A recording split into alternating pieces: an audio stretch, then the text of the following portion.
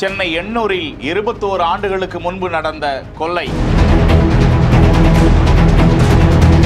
தலைமறைவான குற்றவாளியை 21 ஆண்டுகளுக்கு பின்பு கண்டுபிடித்து கொடுத்திருக்கும் SIR.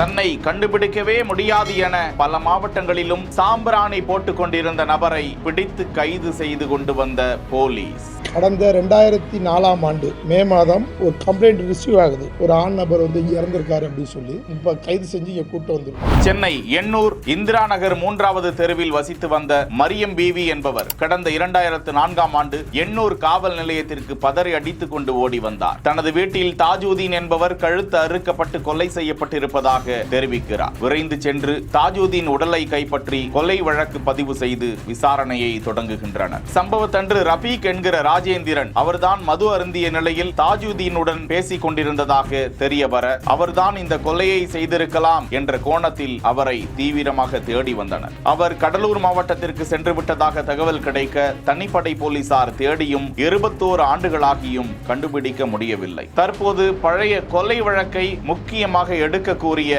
ஆவடி காவல்துறை ஆணையர் SIR-ஐ வைத்து விசாரிக்கும்படி தனிப்படை அமைத்து உத்தரவிடுகிறார். காவல்துறையினருக்கு முன்பு விசாரணையில் தெரிய வந்தது எல்லாம் ராஜேந்திரன் அவரது தந்தை பரமேஸ்வரன் என்பது மட்டும்தான். புகைப்படமும் காவல்துறையினரிடம் இல்லை என்று சொல்லப்படுகிறது. இதனால் போலீசாரால் ராஜேந்திரனை பிடிக்க முடியாமல் இருந்திருக்கிறது. இந்த நிலையில் தற்போது தேர்தல் ஆணையம் கொண்டு வந்திருக்கும் அந்த SIR படிவத்தின்படி விசாரணையை போலீசார் முன்னெடுத்தனர். கடலூர் மாவட்டத்தில் மட்டும் ராஜேந்திரன் தந்தை பெயர் பரமேஸ்வரன் என்று 10 நபர்கள் இருந்திருக்கிறார்கள். அத்தனை பேரையும் வீட்டிற்கு சென்று SIR அலுவலர்கள் போலவே போலீசார் விசாரித்திருக்கிறார்கள். இந்த நிலையில் கடலூர் மாவட்டம் ஆக்கனூர் கிராமத்தில் தான் அந்த கொள்ளையாளி ராஜேந்திரன் இருந்தது தெரிய வந்திருக்கிறது. அவர் தமிழகத்தின் பல்வேறு மாவட்டங்களுக்கும் சென்று சாம்பிராணி புகை போட்டு பிழைப்பு நடத்தி வந்ததும் கண்டுபிடிக்கப்பட்டது. தற்போது அவர் பெங்களூருவில் இருப்பதாக தகவல் கிடைக்க அவரை பெங்களூரு சென்ற போலீசார் சுற்றி வளைத்து பிடித்து கொண்டு வந்தனர்.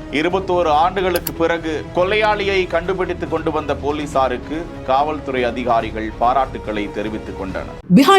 நவம்பர் 30 சென்னை ரைட் சென்டரில் நடைபெற உள்ள டிக்கெட்களை இலவசமாக பெற ஸ்கிரீன்ல தெரியும் நம்பருக்கு வாட்ஸ்அப் பண்ணுங்க. டிக்கெட்ஸ் 9 வெப்சைட்டை விசிட் பண்ணுங்க.